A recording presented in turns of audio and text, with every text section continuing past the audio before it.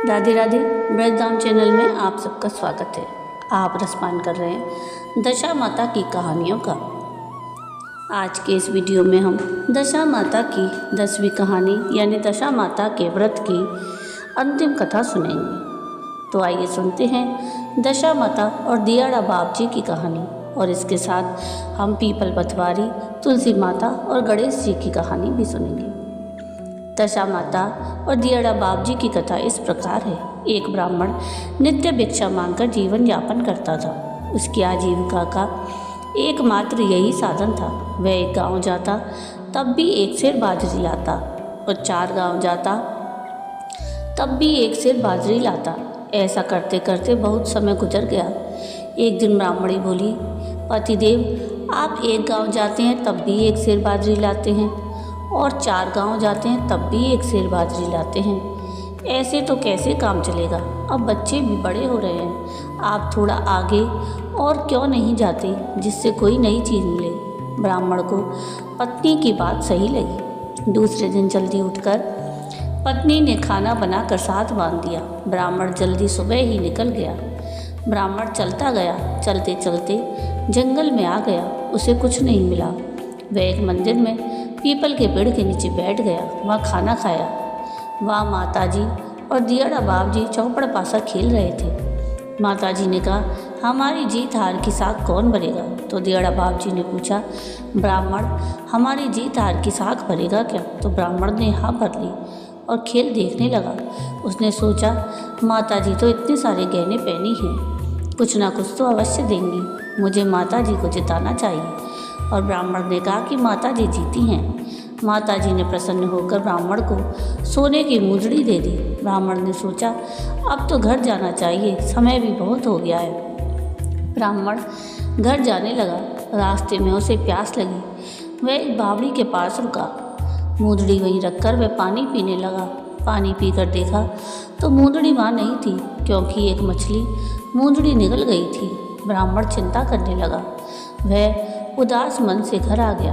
आते ही पत्नी ने पूछा, क्या लाए? तो ब्राह्मण ने नहीं, मैं गर्दन हिला दी। ब्राह्मणी ने कहा कि चिंता मत करो, कल फिर जाना, कुछ ना कुछ तो अवश्य मिलेगा।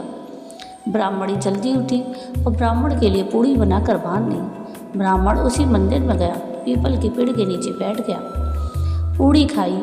वहाँ माताजी और दियाड़ा बाप जी चौपड़ पासा खेल रहे थे। माताजी ने कहा कि हमारी जीत हार की साख कौन भरेगा? तो दियाड़ा बाप जी ने पूछा कि ब्राह्मण, हमारी जीत हार की साख भरेगा क्या? तो ब्राह्मण ने हाँ भर ली और खेल देखने लगा। उसने सोचा, माताजी ने कल अंगूठी दी थी तो वो खो गई, पर माताजी आज भी कुछ तो देंगी। मुझे माताजी को जिताना चाहिए। और ब्राह्मण ने कहा कि माताजी जीती हैं। माताजी ने प्रसन्न होकर ब्राह्मण को हीरे से जड़ित कंगन दे दी। ब्राह्मण ने सोचा, आज तो मैं रास्ते में कहीं नहीं रुकूंगा, सीधा घर जाऊंगा। ब्राह्मण घर पहुंचा। ब्राह्मणी पानी लेकर आई। ब्राह्मण ने कंगन चूल्हे के पीछे रखे और बाहर चौपाल पर चला गया। इतने में एक पड़ोसन चूल्हे की आग लेने आई। उसने देखा कि घर में कोई नहीं है। वह चूल्हे के पीछे रखे कंगन भी ले गई। ब्राह्मणी पानी लेकर आई तो ब्राह्मण भी आ गया। ब्राह्मणी बोली कि पतिदेव, क्या लेकर आए? पति ने चूल्हे के पीछे देखा तो कुछ भी नहीं था। उसने सोचा, आज कंगन कहाँ चले गए? उसने ब्राह्मणी को मना कर दिया। ब्राह्मणी नाराज हुई। पहले एक सेर बाजरी तो लाते थे, अब तो कुछ भी नहीं ला रहे। अब मैं क्या करूँ? कल और जाना, कुछ तो मिलेगा। ब्राह्मणी ने पड़ोसन से उधार आटा लाकर तीसरे दिन भी ब्राह्मण के लिए पूड़ी बना दी। ब्राह्मण सुबह जल्दी जल्दी चला, उसी मंदिर में गया। पूड़ी खाई। वहाँ माताजी और दियाड़ा बाप जी चौपड़ पासा खेल रहे थे। माताजी ने कहा कि हमारी जीत हार की साख कौन भरेगा? तो दियाड़ा बाप जी ने पूछा कि ब्राह्मण, हमारी जीत हार की साख भरेगा क्या? तो ब्राह्मण ने हाँ भर ली और खेल देखने लगा। उसने सोचा, माताजी ने कल सोने के कंगन दिए थे, वो तो घर से ही कोई ले गया, पर माताजी आज भी कुछ तो देंगी। मुझे माताजी को जिताना चाहिए। तो इस पर ब्राह्मण ने कहा कि माताजी जीती हैं। माताजी ने प्रसन्न होकर ब्राह्मण को 1.25 लाख का हार दे दिया। ब्राह्मण घर पहुंचने ही वाला था। इतने में एक चील आई और 1.25 लाख का हार लेकर उड़ गई। ब्राह्मण चिंता करने लगा कि आज 3 दिन हो गए, कुछ भी नहीं मिला, जो मिला वह भी लुट गया। अब मैं ब्राह्मणी को क्या बोलूँगा। घर आया तो ब्राह्मणी ने पूछा कि आज कुछ मिला क्या। ब्राह्मण ने नहीं कह दिया। ब्राह्मणी ने, क्या बात है, मुझे सारी बात बताओ। ब्राह्मणी जिद करने लगी। तब ब्राह्मण ने सारी बात बताई कि एक माताजी और दियाड़ा बाबजी चौपड़ खेलते हैं और मैंने जीत हार की साख भरी तो माताजी ने खुश होकर मुझे मुंदरी, सोने के कंगन और 1.25 लाख का हार दिया। और सारी बात पत्नी को बताई तो पत्नी ने कहा कि आप कल फिर जाना और दियाड़ा बाबजी को जिताना, क्योंकि नर की कमाई में ही रिद्धि सिद्धि होती है, नारी की कमाई में नहीं। ब्राह्मणी फिर पड़ोसन से उधार आटा लाकर चौथे दिन भी ब्राह्मण के लिए पूड़ी बनाकर देती है। ब्राह्मण सुबह जल्दी जल्दी चला जाता है। वह उसी मंदिर में पहुंचा, वहाँ पूड़ी खाई। वह माताजी और दियाड़ा बाबजी चौपड़ पासा खेल रहे थे। माताजी ने कहा कि हमारी जीत हार की साख कौन भरेगा। तो दियाड़ा बाबजी ने पूछा कि ब्राह्मण, हमारी जीत हार की साख भरेगा क्या। तो ब्राह्मण ने हाँ भर ली और खेल देखने लगा। वह सोच रहा था कि दियाड़ा बाबजी के पास तो देने के लिए कुछ नहीं है, पर ब्राह्मणी ने कहा है तो आज तो मैं दियाड़ा बाबजी को ही जिताऊंगा। खेल पूरा हुआ। ब्राह्मण बोला कि आज तो दियाड़ा बाबजी जीते हैं। तो दियाड़ा बाबजी ने कहा कि ब्राह्मण, आज तो तेरे फैसले में चूक हो गई। ब्राह्मण बोला, नहीं बाबूजी, आज तो आप ही जीते हैं। तब दियाड़ा बाबजी ने 1 टका ब्राह्मण को दे दिया। ब्राह्मण ने सोचा इससे तो कुछ नहीं होगा। ब्राह्मण वहाँ से घर जाने लगा और 1 टका वहीं रखकर पास के एक मंदिर में जाकर बैठ गया। ब्राह्मणी घर आती है और देखती है कि चील 1.25 लाख का हार गिराकर चली गई। पड़ोसन आती है और कहती है कि ये ले ब्राह्मणी, तेरे कंगन मैं एक दिन तुझसे मजाक करने के लिए ले गई थी, पर तू तो लेने ही नहीं आई। ब्राह्मणी ने कंगन ले लिए। एक मछली वाली आई और मुंदरी ले गई। ब्राह्मणी कंगन बेच के बहुत सारा खाने पीने का सामान ले आई और लापसी चावल बनाकर बच्चों को बोली कि जाओ पिताजी को बुला कर लाओ। बच्चे पिताजी को बुला कर लाए। ब्राह्मण ने सोचा आज तो मेरी खैर नहीं, घर पर तो आना ही था, सो घर आ गया। आकर देखता है कि जिस कोने में दियाड़ा बाबजी का दिया टका डाला था वह हीरे मोती जगमगा रहे थे। ब्राह्मणी बोली, आपने तो दियाड़ा बाबजी और माताजी की कृपा से अन्न धन के भंडार भर गए।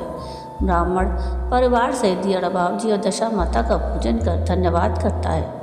हे माताजी, दियाड़ा बाबजी, जैसे आपने ब्राह्मण ब्राह्मणी के अन्न धन के भंडार भरे, वैसे सबके भरना। जय बोलो दियाड़ा बाबजी की, जय दशा माता की।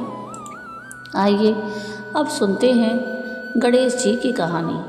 एक सास बहू थी। सास उसकी बहू को खाना नहीं देती थी। बहू रोज नदी पर जाती तो जाते समय घर से आटा ले जाती, नदी के पानी से आटा गूंथती, गणेश जी भगवान के मंदिर के दीपक से घी लेती और भोग में से गुड़ लेती और पास के शमशान में बाटी सेकती। बाटी में घी और गुड़ मिलाकर चूरमा बनाती और गणेश जी भगवान को भोग लगाकर खुद जीम लेती। ऐसा करते करते बहुत दिन हो गए। यह देखकर भगवान गणेश को बड़ा आश्चर्य हुआ और उन्होंने अपनी नाक पर उंगली रख ली। बहू घर आई, परंतु जब दूसरे दिन मंदिर के पट खुले तो लोगों ने देखा भगवान गणेश जी की नाक पर तो उंगली है, तो मंदिर में भीड़ इकट्ठी हो गई। गांव के लोगों ने हवन पूजा की, पर गणेश जी भगवान ने उंगली नहीं हटाई। तब सारे गांव में कहलवा दिया कि जो कोई गणेश जी भगवान की नाक से उंगली हटवाएगा उसे राजा जी सम्मानित करेंगे। बहू ने सास से कहा कि सासू जी, मैं कोशिश करूंगी। तब सास बोली, इतने बड़े बड़े पंडित विद्वान कोशिश कर लिए, तू क्या करेगी। सब लोग मंदिर के बाहर इकट्ठे हो गए। बहू घूंघट निकाल कर अंदर गई, पर्दा लगाया और गणेश जी से हाथ जोड़कर बोली, हे विघ्नहर्ता, मैं मेरे घर से आटा लाती, लोगों का चढ़ाया घी गुड़ लेती, शमशान में बाटी सेकती, उसमें आपको क्या आपत्ति हुई। आपको मुझसे उंगली हटानी पड़ेगी। गणेश जी ने सोचा इसकी बात तो माननी पड़ेगी। इसने पहले मुझे भोग लगाया, यह तो मेरी भक्त है। भगवान गणेश ने उंगली हटा ली और बहू को आशीर्वाद दिया कि इस गांव में सभी प्रेम से रहेंगे। बहू मंदिर से घर आ गई। सब गांव वालों ने कहा कि बहू तूने उंगली कैसे हटवाई, तू तो जादूगरनी है। तब बहू ने सारी बात गांव वालों को बताई कि मेरी सास मुझे खाना नहीं देती थी, तब मैं घर से आटा लाकर नदी के पानी से आटा लगाकर बाटी बनाकर शमशान में सेक कर गणेश जी के दीपक से घी, प्रसाद में से गुड़ चुराकर गणेश जी को भोग लगाकर खुद ही खा लेती। इसलिए गणेश जी को आश्चर्य हुआ और उन्होंने नाक पर उंगली रख ली और मेरी प्रार्थना पर उंगली हटा ली और मुझे वरदान दिया कि अब इस गांव में सब प्रेम से रहेंगे। जय गणेश जी महाराज की। आइए अब हम सुनते हैं पीपल पतवारी की कहानी। एक बार पतवारी माता, पाल और विनायक जी में झगड़ा हो गया। सब आपस में स्वयं को बड़ा बताने लगे।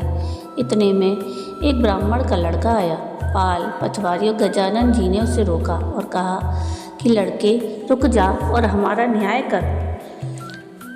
लड़का बोला, मैं कल वापस आऊँगा तब न्याय करूँगा। घर आकर लड़के ने अपनी माँ से कहा कि माँ, मुझे कल पाल, पतवारी माता और विनायक जी का न्याय चुकाना है। तो माँ ने कहा कि बेटा सबको बड़ा बता देना। दूसरे दिन लड़का वहाँ गया और बोला, पाल माता आप बड़ी हो, क्योंकि हर व्यक्ति आता है और स्नान ध्यान करके शुद्ध होकर जाता है और आप सबकी रक्षा करती हैं। हे पतवारी माता, आप सबसे बड़ी हो, क्योंकि कितने भी तीर्थ धर्म ध्यान कर लें पर आपकी पूजा किए बिना उनका कार्य पूर्ण नहीं होता। आप जीवित को भी तारती हैं और मरने के बाद भी उद्धार करती हैं। पतवारी माता पत की धराणी, इसलिए आप बड़ी हो। आप विनायक जी से बोला, सबसे पहले शुभ काम में गए गणेश जी आपको ही मनाया जाता है। आपको ध्याए बिना कोई कार्य सिद्ध नहीं होता, इसलिए आप बड़े हो। पाल माता, पतवारी माता, विनायक जी भगवान लड़के की चतुराई से प्रसन्न हो गए और बोले, लड़के तुमने तो हम सबको ही बड़ा कर दिया और उसको सुखी रहने का आशीर्वाद दिया और जौ के दाने उसके अंगूछे में डाल दिए। लड़का सोचने लगा, ये तो घाटे का सौदा रहा। सारा दिन खराब कर न्याय किया और इतने से जौ मिले। उदास मन से घर आकर अंगूछा एक कोने में डाल दिया। माँ ने अंगूछा उठाया तो उसमें से हीरे मोती बिखर गए। तो माँ बोली, बेटा न्याय करके क्या लाया है? लड़का बोला, माँ कोने में जो पड़ा है देख ले। माँ वहाँ गई, देखा हीरे मोती का ढेर लगा है, हीरे मोती जगमा रहे हैं। माँ अत्यधिक प्रसन्न हो गई। माँ ने बेटे को बुलाया और कहा कि बेटा आज तो पाल माता, पतवारी माता और विनायक जी भगवान हम पर प्रसन्न हुए हैं। माँ बेटे बड़े खुश हुए। हे भगवान, जैसे पाल माता, पतवारी माता और विनायक जी भगवान ने लड़के को दिया वैसा सबको देना। कहानी कहने, सुनने और हुंकारा भरने वाले को सुख समृद्धि और धन धान्य देना। जय पतवारी माता की। आइए अब सुनते हैं तुलसी माता की कहानी।